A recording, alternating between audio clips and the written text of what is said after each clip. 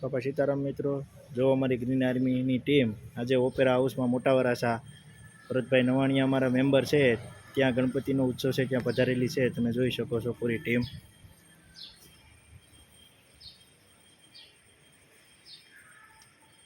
આજે અમારી ગ્રીન આર્મીના દરેક સદસ્યો આપના કેમ્પસમાં પધાર્યા છે.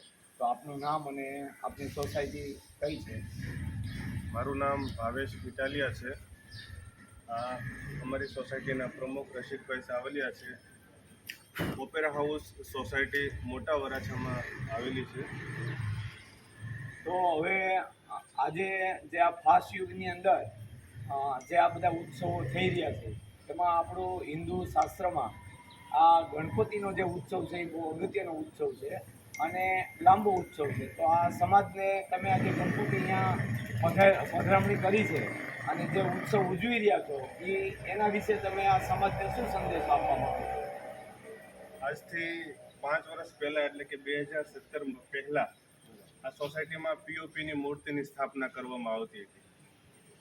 તો 5 વર્ષ પહેલાં અમને એવું થયું કે ખરેખર આ ખોટું છે, કારણ કે અત્યારે આ ગ્લોબલ વોર્મિંગના કારણે પર્યાવરણની જાળવણી કરવી એ આપણા સૌનો સાથ એમાં જોઈએ. અને ગવર્મેન્ટ એટલે કે સુરત મ્યુનિસિપલ કોર્પોરેશનની પણ ઘણી બધી એવી ઈચ્છા હતી કે પીઓપીની મૂર્તિને તમે નહીં પધરાવો, માટીની મૂર્તિ લાવો. જે કૃત્રિમ તળાવમાં જે વિસર્જન કરવામાં આવે છે એ આપણે 10 દિવસની પૂજા કર્યા પછી આ મૂર્તિને આપણે જેમ તેમ પધરાવીને આપણે એનું ઉલ્લંઘન કરીએ છીએ.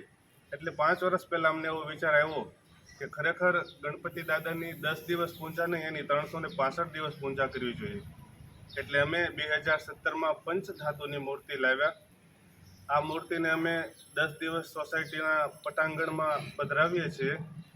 215 ફ્લેટના સભ્યો એટલે કે ટોટલ 1000થી 1200 માણસો 10 દિવસ એમની પૂજા કરે છે. અને 10 દિવસના અંતે વિસર્જનના દિવસે એ સોસાયટીમાંથી જે ભાઈનો ચડાવો સૌથી વધારે હોય એમના ઘરે એ 365 દિવસ એટલે કે 12 મહિનાની પૂજા કરવા માટે આ મૂર્તિને એમના ઘરે લઈ જાય છે. અને ફરી પાછા આવતા ગણેશ ચોથે એટલે કે આવતા વર્ષે ફરી પાછા અમે એમના ઘરેથી શંખનાદ અને ઢોલ નગારા સાથે ફરી પાછા સોસાયટીના આંગણામાં એની પધરામણી કરીએ છીએ. અમારો મુખ્ય હેતુ એ છે કે શહેરમાં ટ્રાફિકને રોકવો છે, પર્યાવરણની જાળવણી કરવી છે અને આ સોસાયટીમાં દરેક સભ્યો આ હિન્દુ ધર્મના માધ્યમથી આ સોસાયટીમાં એકતા જળવાઈ રહે એ અમારો મુખ્ય હેતુ છે. સરસ, આભાર, ખૂબ ખૂબ આભાર.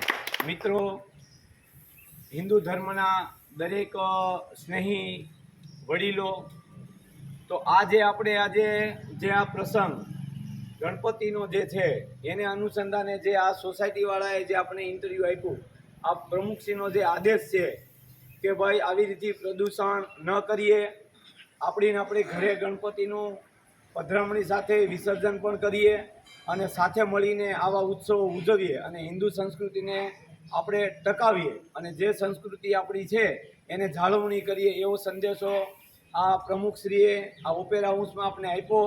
અને આ સંદેશો આપણા દેશના તમામ નાગરિકોને મળે એવી અપીલ છે. બધાનો ખૂબ ખૂબ આભાર. વંદે માતરમ. ભારત માતા કી જય.